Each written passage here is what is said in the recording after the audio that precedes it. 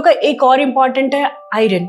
बहुत इंपॉर्टेंट है ये प्रेगनेंसी में। बहुत सारी महिलाएं तो वैसे भी प्रेगनेंसी में एंटर करती हैं खून की कमी के साथ, जिसको हम लोग एनीमिया बोलते हैं। इसके लिए तो हम लोग का बहुत सारा प्रोग्राम्स वगैरह भी चल रहा है, नेशनल प्रोग्राम्स। एंड 16 वीक्स 4 महीने के बाद इसका डिमांड बढ़ते जाता है आयरन का और कैल्शियम का, क्योंकि बेबी को भी उतना रिक्वायरमेंट अपने ग्रोथ एंड मानसिक विकास के लिए वो सबका रिक्वायरमेंट होता है। तो आयरन सप्लीमेंटेशन हम लोग को लेना बहुत ज़रूरी है, क्योंकि नॉर्मल डिमांड्स, बॉडी के डिमांड्स और जब प्रेगनेंसी या बच्चा जन्म होने के बाद जो लैक्टेशन पीरियड बोलते हैं उसमें डिमांड्स बहुत हाई रहते हैं, तो वो गैप आपका डाइट से कभी नहीं फिलअप होगा। उसके लिए आपको आयरन और कैल्शियम की गोलियां लेनी पड़ेगी, जो एकदम नेशनल शेड्यूल में अनिवार्य है।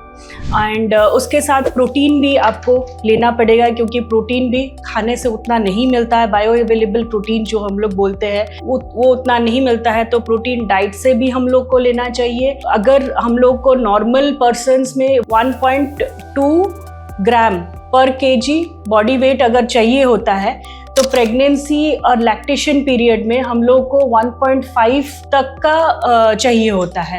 तो वो जो डिमांड बॉडी का है वो उसको प्रोटीन सप्लीमेंटेशन हम लोग को देना ही पड़ेगा। तो डाइट सोर्सेस में चाहे वेजिटेरियन हो चाहे नॉन वेजिटेरियन हो, तो उसके हिसाब से आपका डाइट सोर्सेस में प्रोटीन रहना चाहिए।